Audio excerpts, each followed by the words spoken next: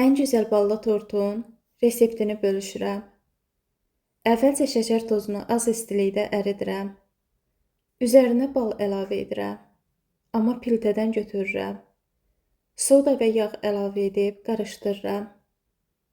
Hazırlanmış kütləni başqa bir qaba yığıb, yumurtanı bişirməyəcək olana kimi gözlədirəm. Üzərinə duz, yumurta, süd və kakao əlavə edib qarışdırıram. İstifadə edəcəyim unu az-az əlavə edib xəmir yoğururam. Yumşaq, ələ yapışmayan xəmir olur. Xəmiri 10 hissəyə bölüb kündələr hazırlayıram və yağlı kağızın üzərində təxminən 2 mm qalınlığında yayıram. Kənarlarının səliqəli olması üçün boşqabla kəsirəm və öncədən isidilmiş 150 dərəcədə bişirirəm.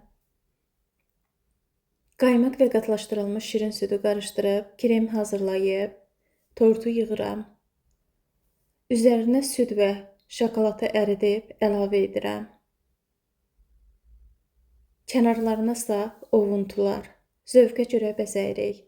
8-9 saat soyuducuda saxladıqdan sonra dondurma dadında